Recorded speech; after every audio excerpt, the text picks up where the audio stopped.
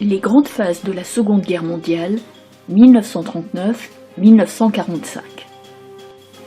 La Seconde Guerre mondiale est un conflit planétaire.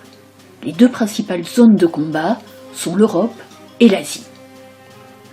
Au cours de ce conflit, deux camps s'affrontent. Le premier camp est constitué des puissances de l'Axe, avec l'Allemagne nazie d'Hitler, l'Italie fasciste de Mussolini et le Japon de l'empereur Hirohito.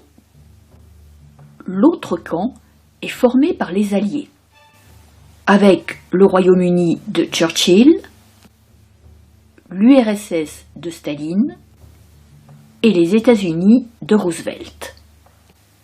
Cette guerre peut être divisée en trois grandes phases. La première phase est celle des victoires de l'Axe de 1939 à 1942. Le 1er septembre 1939, l'Allemagne envahit la Pologne. Aux premières heures du 1er septembre, des soldats allemands, vêtus d'uniformes polonais, attaquèrent une station de radio du côté allemand de la frontière, laissant derrière eux quelques cadavres.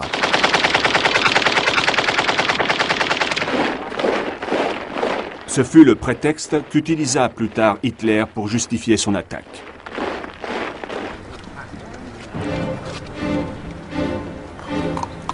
À 8 heures du matin, avant que la guerre ne fût officiellement déclarée, les troupes allemandes franchirent la frontière polonaise et les unités mobiles pénétrèrent à vive allure dans le pays. 2 jours plus tard, le 3 septembre, la Grande-Bretagne et la France déclarèrent la guerre à l'Allemagne, fidèles à leur promesse de soutenir la Pologne. Mais les Polonais se trouvaient déjà dans une situation critique. Non seulement ils étaient beaucoup moins nombreux que les Allemands, mais surtout, ils étaient confrontés à un nouveau genre de guerre auquel ils n'étaient pas du tout préparés, la Blitzkrieg. Dès le début, tout se présenta très bien pour les Allemands. L'armée de l'air polonaise fut éliminée sans aucune difficulté dans les 2 premiers jours.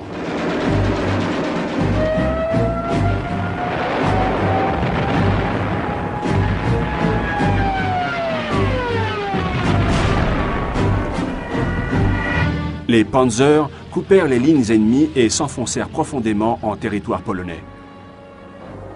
Les Stuka et les bombardiers moyens se montrèrent terriblement efficaces.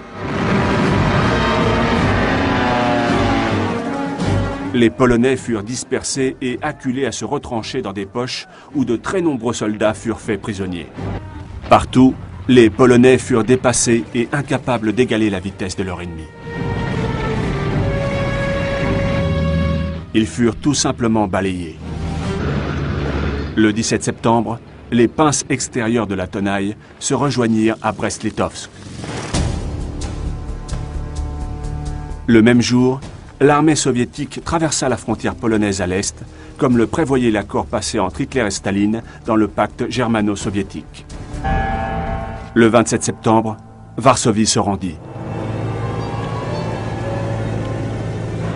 Le jour suivant, les vainqueurs, l'Allemagne et la Russie, morcelèrent la Pologne conformément au pacte germano-soviétique.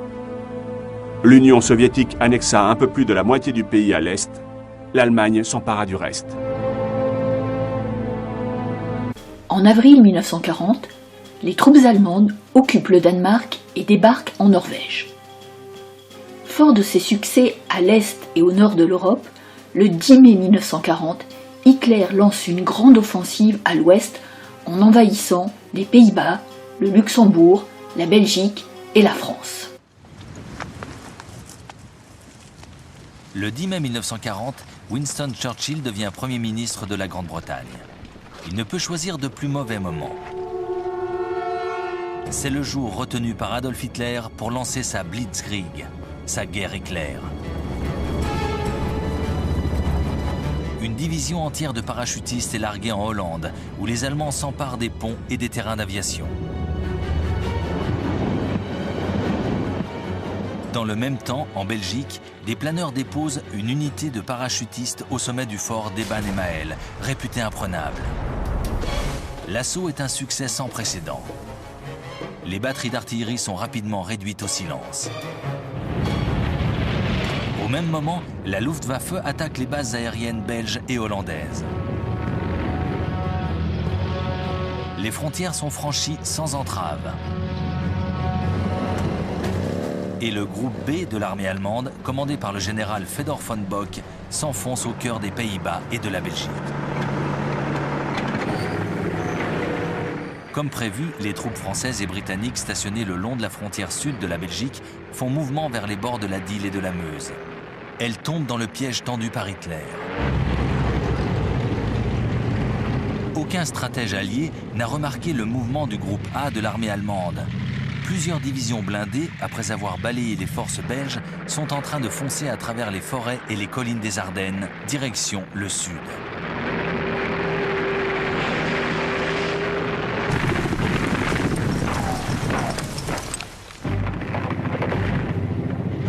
Mais le pire est à venir.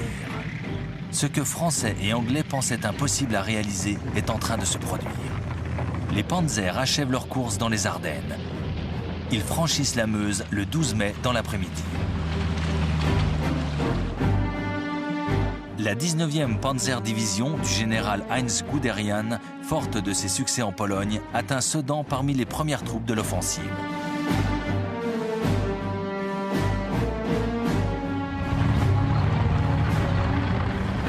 Guderian sait désormais qu'il a employé la bonne stratégie.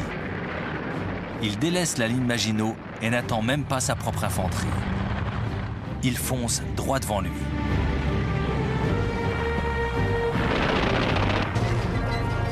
Désormais, plus rien ne peut arrêter le général Guderian. Il enfonce sa lame de plus en plus profondément dans le cœur de la France. Le 9 juin, les blindés traversent la Seine et cette fois, l'infanterie est juste derrière eux.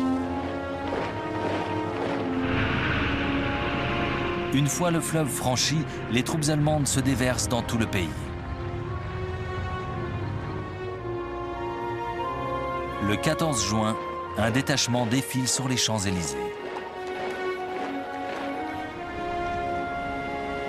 La croix gammée flotte au sommet de la Tour Eiffel.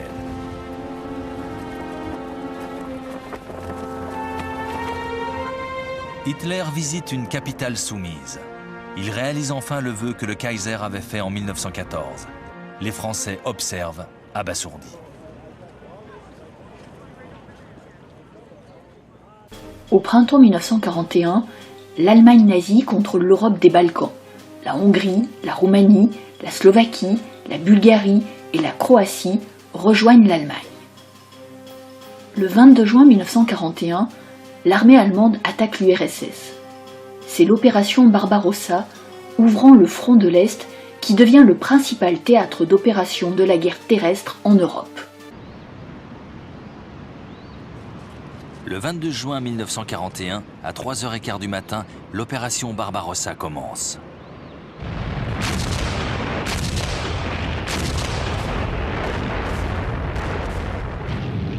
À l'aube, la Luftwaffe attaque les terrains d'aviation soviétiques.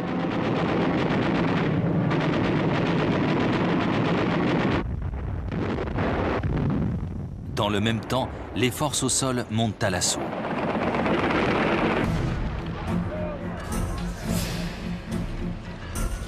Les premières unités nazies franchissent la rivière Boug, frontière naturelle entre la Pologne et l'Union soviétique. Les Panzers s'enfoncent profondément dans le territoire russe. À Moscou, Staline s'est littéralement effondré en apprenant la nouvelle de l'offensive. Pendant plus d'une semaine, il s'est enfermé dans un mutisme total. Le 3 juillet, il réagit enfin et en appelle au patriotisme de son peuple. Il faut sauver la mère patrie.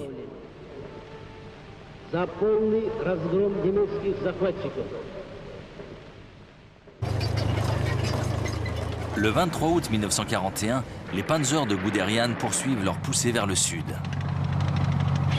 Ceux du corps d'armée sud remontent vers le nord 3 semaines plus tard. La tenaille se referme sur Kiev le 16 septembre 1941.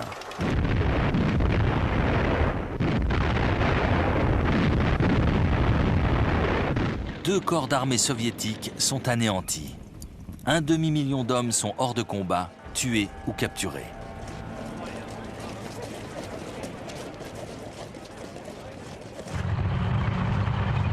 Le même jour, à plus de 1600 km de là, le corps d'armée nord encercle Leningrad, aujourd'hui Saint-Pétersbourg. Désormais, la ville est séparée du reste de l'Union soviétique. Un long siège commence. Adolf Hitler a décidé de ne pas ravager la cité. Les troupes allemandes doivent la faire tomber en affamant ses habitants.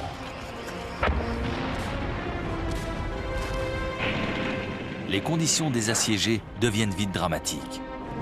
La seule liaison avec le reste du territoire passe par le lac Ladoga à l'est.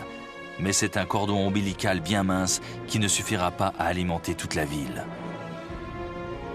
Dès le mois de novembre, 11 000 personnes seront mortes de faim. Mais Staline est déterminé. Moscou doit être défendu jusqu'à la mort. Il demande au maréchal Georgi Zhukov d'organiser la défense de la capitale russe. Zhukov n'est pas un bleu. Il est sorti vainqueur du conflit russo-japonais de 1939. Les habitants sont mobilisés pour creuser des tranchées anti-chars.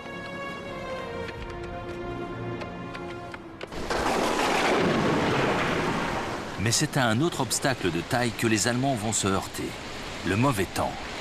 Le 8 octobre, un déluge s'abat sur eux. Les véhicules s'embourbent. Certains sont littéralement avalés par des flots de boue.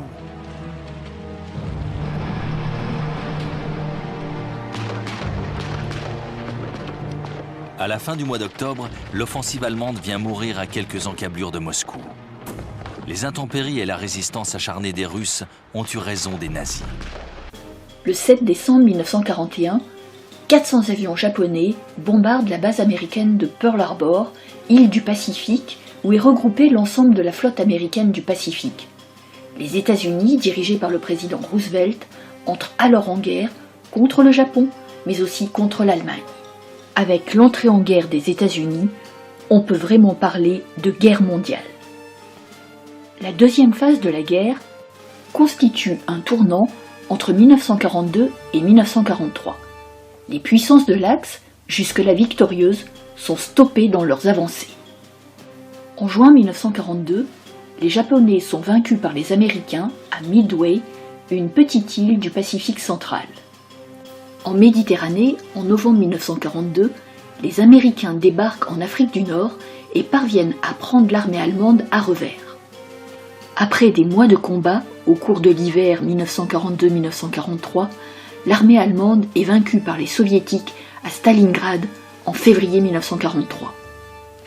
Débute alors la troisième et dernière phase de la guerre, celle des victoires des Alliés entre 1943 et 1945. Alors que le rouleau compresseur soviétique fait reculer les armées allemandes sur le front de l'Est, les Anglo-Américains débarquent en Normandie le 6 juin 1944 et en Provence le 15 août 1944. Ces opérations aéroportées préparent l'arrivée d'une armada de 7000 bateaux et 300 000 hommes devant débarquer troupes et matériels sur 5 sites choisis.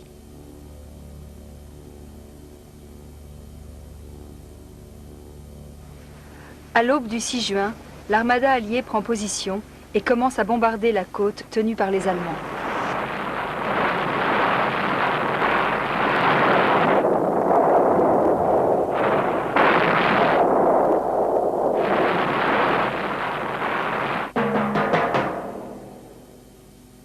Le 6 juin 1944 au matin, la plage de Colville ne s'appelle pas encore Omaha. De leur blocos, les Allemands voient surgir à l'horizon les navires de la flotte alliée. À 4h30, une première vague de péniches approche d'Omaha. Touchés par les obus allemands, renversés par une forte houle, un grand nombre d'embarcations chavirent.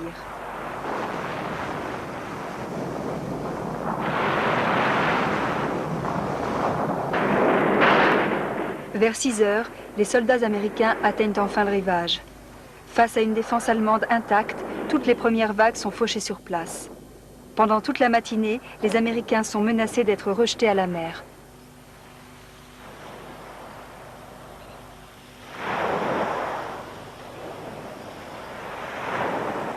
Le 8 mai 1945, l'Allemagne signe la capitulation sans condition à Reims.